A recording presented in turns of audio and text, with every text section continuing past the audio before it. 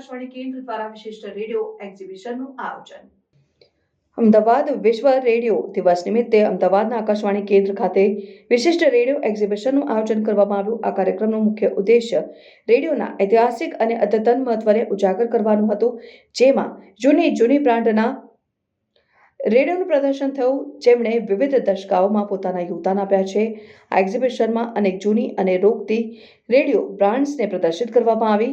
એમાં ફિલિપ્સ, બશ, મુર્ફી અને ગ્રન્ડિંગ જેવી વિખ્યાત બ્રાન્ડ્સના પ્રાચીન રેડિયો મોડેલ્સ સામેલ હતા. અભ્યાસથી આ રેડિયો મોડેલ્સના આકર્ષક અને અવાજ ક્ષમતા દર્શાવીને આ રેડિયો એક્ઝિબિશન દર્શકો માટે આનંદ અને જ્ઞાનની માહોલ લઈને આવ્યો. વિશ્વ રેડિયો દિવસને વધુ ઉજાગર કરવા માટે અમદાવાદની વિવિધ સ્કૂલના વિદ્યાર્થીઓ માટે પેઇન્ટિંગ સ્પર્ધા અને ક્વિઝનું આયોજન પણ કરવામાં આવ્યું. આ સ્પર્ધામાં વિદ્યાર્થીઓએ રેડિયો અને તેની મહત્વતા પર પેઇન્ટિંગ્સ બનાવ્યા અને ક્વિઝમાં ભાગ લઈને તેમના જ્ઞાનનું પ્રદર્શિત કર્યું. અને સ્પર્ધામાં વિજેતાઓને પુરસ્કાર અને પ્રમાણપત્ર એનાયત કરવામાં આવ્યા હતા. કાર્યક્રમનું આયોજન આકાશવાણી કેન્દ્રના કર્મચારીઓ અને અધિકારીઓએ કેળવી વિશ્વ રેડિયો દિવસના મહત્વને ઉજાગર કરવા માટે આ કાર્યક્રમ દ્વારા લોકોને રેડિયોના ઐતિહાસિક અને આધુનિક યોગદાન વિશે માહિતી મળી.